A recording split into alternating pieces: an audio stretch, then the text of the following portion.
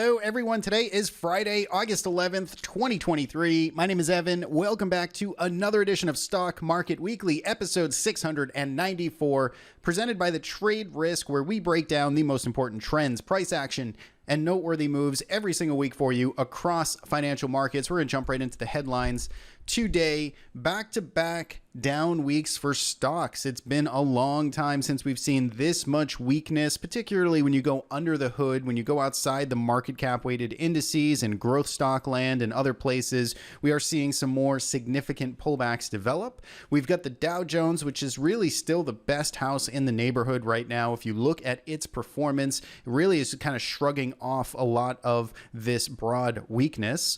Meanwhile, we've got yields, which are really the culprit here, especially for these Nasdaq stocks, up to 4.17, 4.17, I don't know if I said that correct, 4.17 going into the weekend for the 10-year treasury yield. That's one of the highest now levels that we've been at, going all the way back even to last year when we saw the big spike and push up in interest rates. This is what has the market a little bit jittery, and it goes hand in hand with inflation expectations, the US dollar, which continues to remain bid, and of course, the market digesting all of this economic data now as the Fed has made it very clear that they're going to be data dependent, looking at all of these reports. And of course, we know this week we had a couple of reports that the market was looking at here, and right now odds show maybe just one more rate hike in the cards. So lots to talk about, lots of charts we're going to look through. Stay tuned here. We're going to get into it in just a second.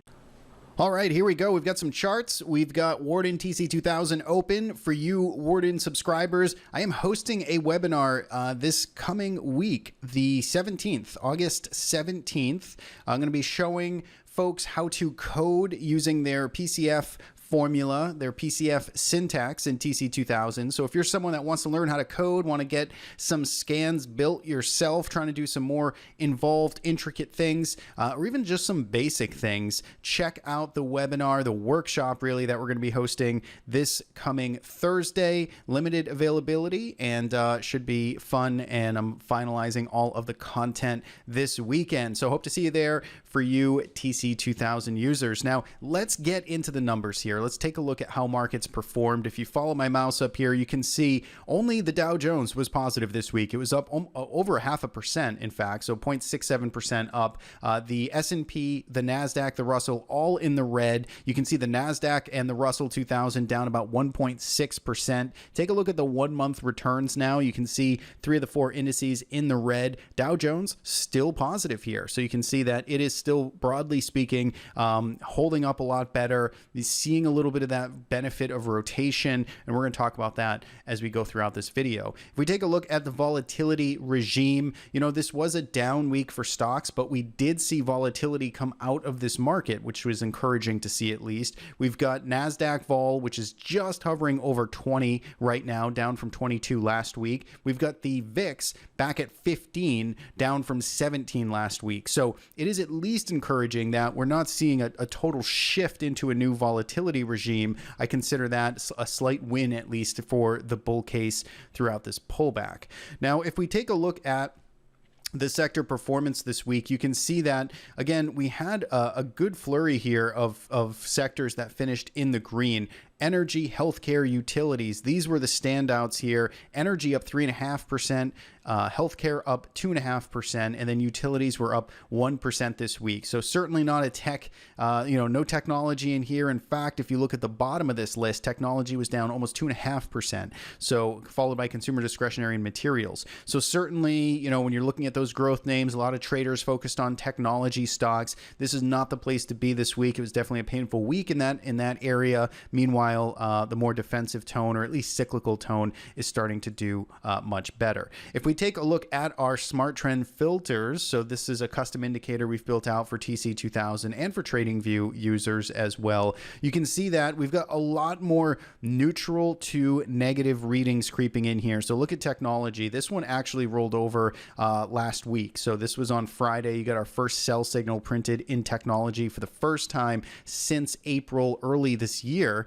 and we did talk about that. You can see it continues to be in a sell signal on the daily chart. You can see communication services hasn't quite rolled over, more neutral, discretionary neutral, real estate rolled over. So you're getting a little bit of change of guard here. Meanwhile, you've got energy, which is still positive and in fact accelerating upward, which is that changing of the guard and rotation. If we take a look underneath the hood here, market internals, this is where I'm starting to spend a little bit more time just kind of dissecting this pullback, because the question, that we're sort of asking ourselves here is this a friendly pullback, let's call it, something we want to be, leaning into, maybe increasing risk into, or looking for buy setups and getting that exposure built up? Or is this something that is really going to be a tipping point that is going to lead to something nastier? And of course, there's no way to know that at any single point. You have to continue to monitor and measure sort of the pullback day by day. At least I don't have any crystal ball that I've seen to just stake a claim at any one given time. But one of the ways I do that to assess just how friendly, let's use that word still, the pullback is looking at market internals. And you can see down here at the 52-week highs and lows ratio, we are certainly getting a slight uptick here, a slight increase in the average number of stocks hitting 52-week lows. So that to me is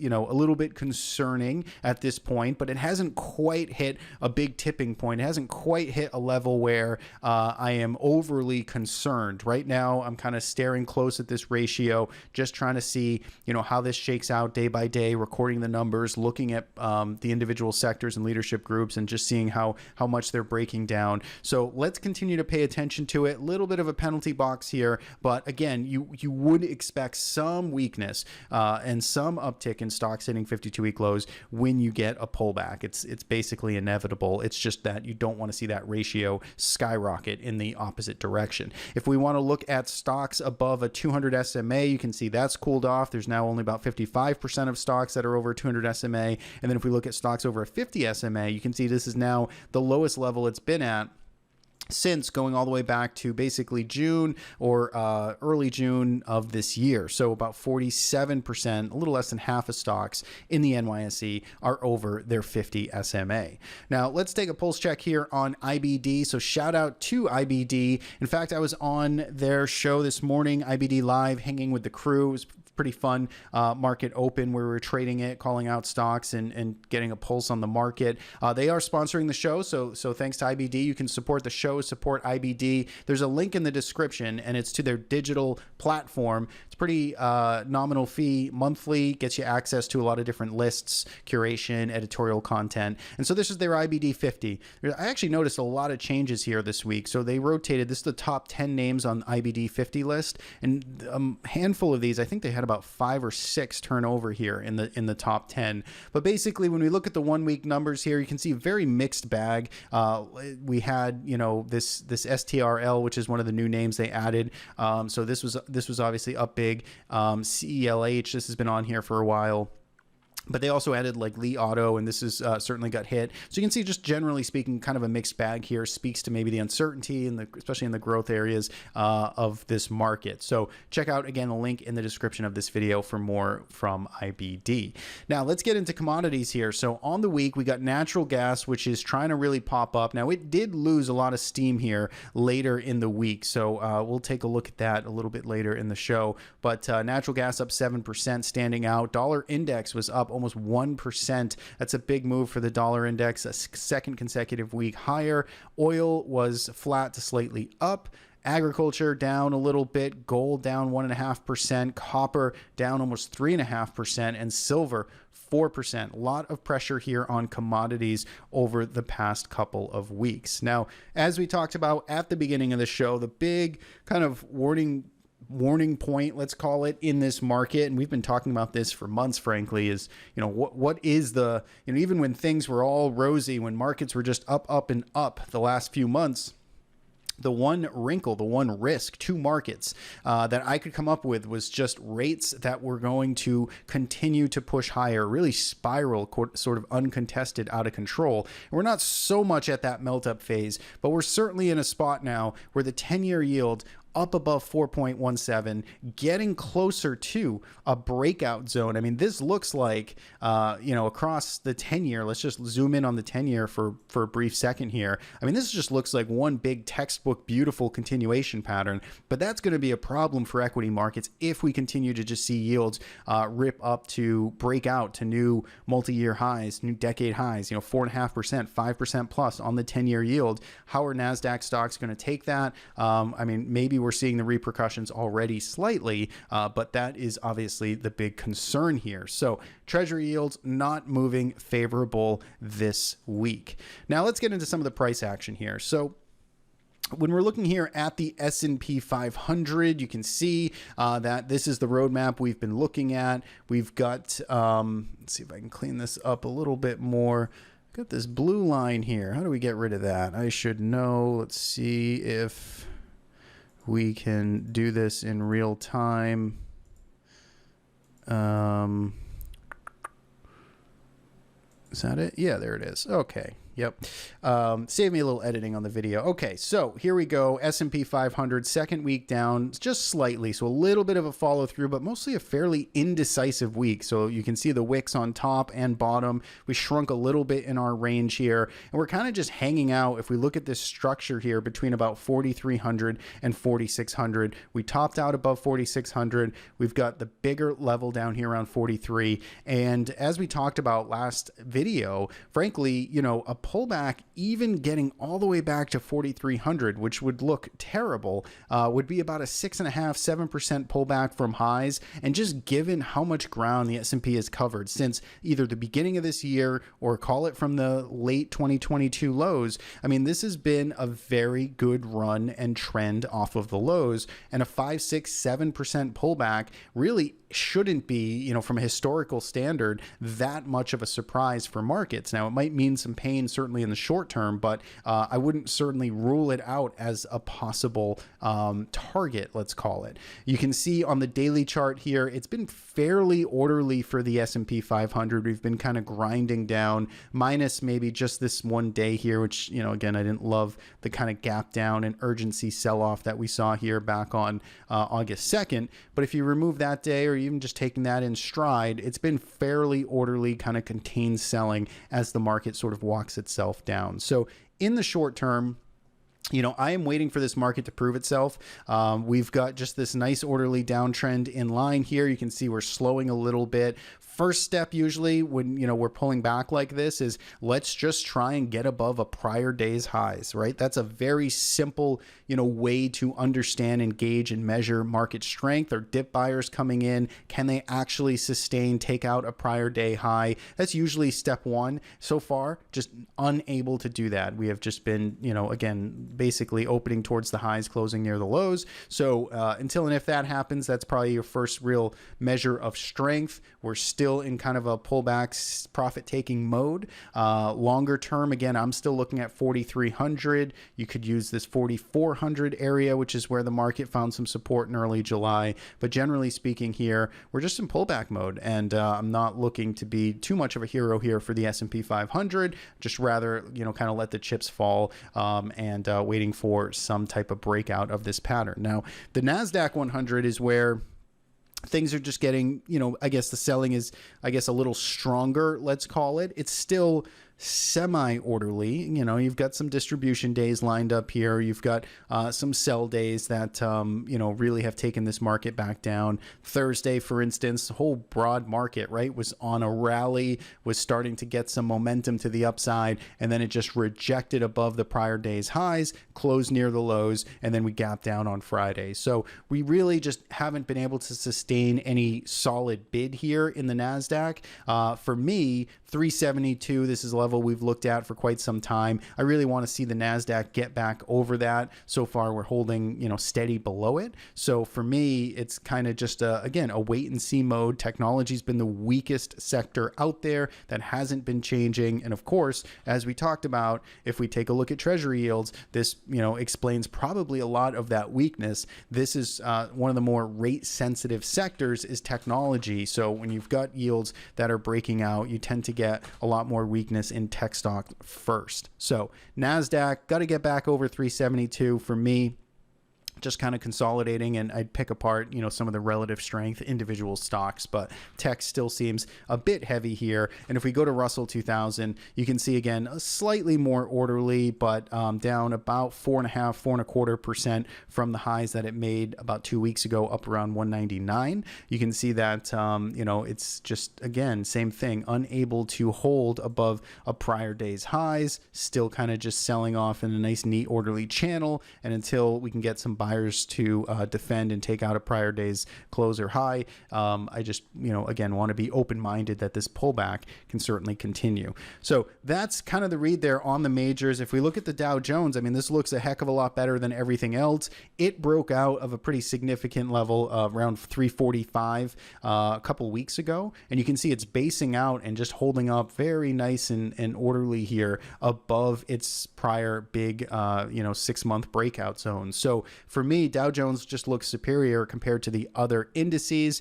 If it can hang in here, and if this can start to break out, then I mean, this is certainly what's going to get the rotation and attention, are the stocks in more of the energy, financials, industrial type of names, materials even, that the Dow Jones tends to represent. So that's the way I'd look at it. If we take a look at IEF, we've talked a lot about yields, but this is the bond market. You can see again, 10-year treasury bond here. You can see just rolling back over. Just flip this chart, right? Look at this and put this this chart upside down, and that's the that's the picture that you would probably want to buy all day long if this chart was inverse. Well, I mean, it's basically, almost like a screaming technical sell signal at this point, especially if it starts losing this zone here that it's flirting with right now. So this looks like it's on thin ice. That is the 10-year treasury bond. If we take a look at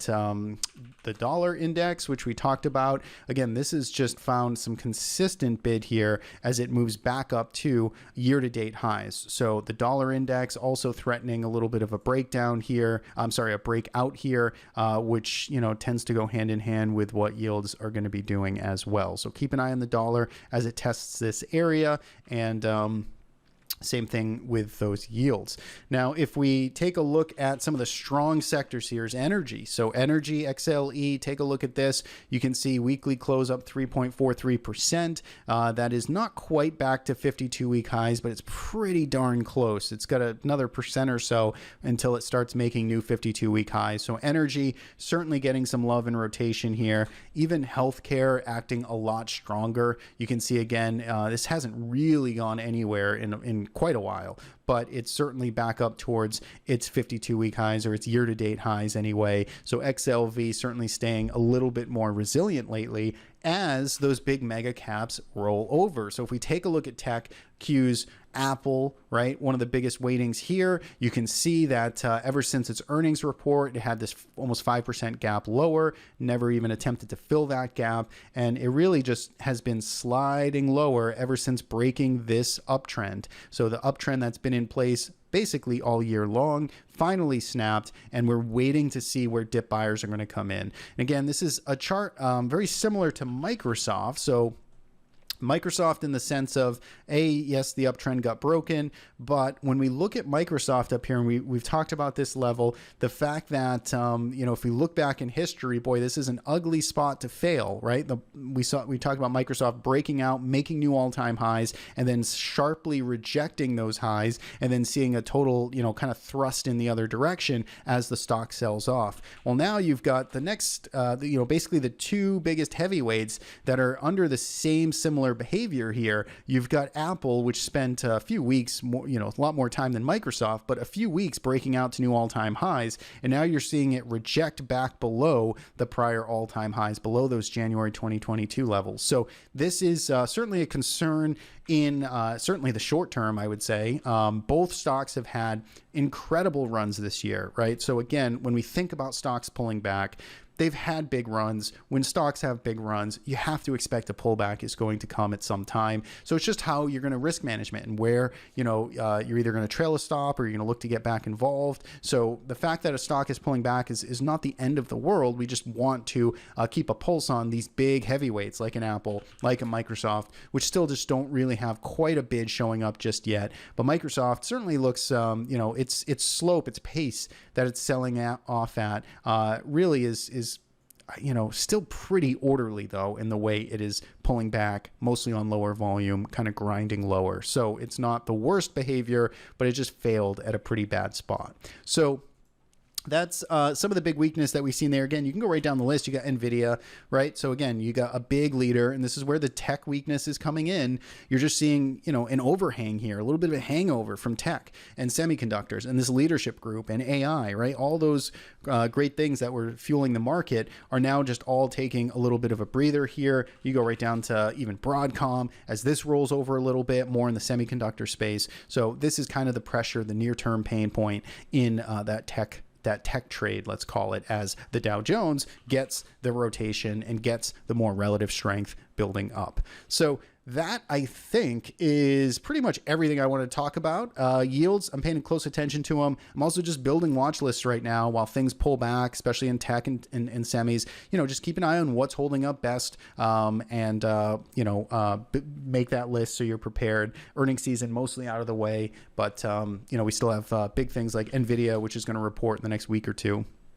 So keep an eye on that as well. So that, I think, is everything. And I always ask at the end here, share your thoughts, leave a comment below. I'd love to know what you're looking at. What do you think about this tech trade? Market's done, this pullback, going to get worse. What are your thoughts? Leave a comment below. Love to read it. And as a reminder, check out those links in the description of this video. We got a webinar workshop that we'll be doing for the TC2000 users. We've got IBD links in the description and a lot more links, newsletters, and everything else in the show notes. So thanks as always for tuning in. We'll be back next Friday. Have a great weekend, and we'll see you next time.